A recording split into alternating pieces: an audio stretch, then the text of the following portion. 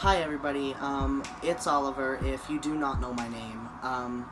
This is extremely awkward for me. I'm kind of getting used to it, but I've never talked to a camera before, so bear with me here if I mess up a little bit and I don't edit it out.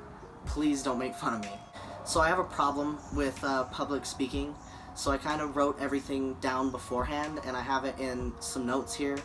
So, gender dysphoria is the distress a person goes through when given the sex and gender they were given when they were born. And in a transgender person's case, the sex does not match the person's gender identity. You need to keep this in mind if you know somebody who's trans because it is easy, if uneducated, to trigger a dysphoric reaction. So I'm going to talk to you about some things that can trigger these reactions. A huge thing is misgendering. Trans people deal with this 90% to 100% of the time after coming out. Misgendering is when you use the incorrect pronouns to describe the gender of oneself. So that means the he, hims, she, hers, and they, theirs. And it can get confusing if you don't really know or haven't been educated on the subject. But if you just kind of force yourself into thinking about it for once, I promise you'll learn.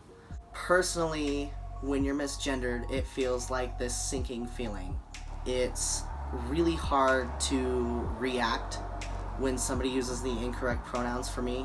The best thing that I can do is to keep my head up and try to remind the person my pronouns and educate them on why I would like to be called those pronouns. So if the least you can do is ask me questions about it, I will always be open. It's hard sometimes when I'm asked extremely personal questions. It's hard to kind of on the spot come up with an answer. This might be the best way that I'm going to be able to educate anybody that is interested in knowing anything about the transgender community. So just kind of touching on those questions, some of these questions involve what surgeries one has or wants to have. Bringing this up to somebody in general makes them think about it. That will give them dysphoria. The fact that somebody has to think about having to alter their body to fit to the social norms really sucks, and it really doesn't feel all that great. Another question that people ask is, how do you have sex? Does it really matter? Does it really, in the retrospect of the entire world, matter how somebody has sex? It doesn't. Go to the internet, Google is there, there's tons of people there that can tell you. One last thing I want to touch on is a transgender person's body. That alone sets off the majority of dysphoria that a transgender person will feel in their lifetime. Being born in a body that you don't recognize as your own or don't fit yourself into as your own. And I'm not just saying you hate yourself, because being transgender doesn't mean you hate yourself.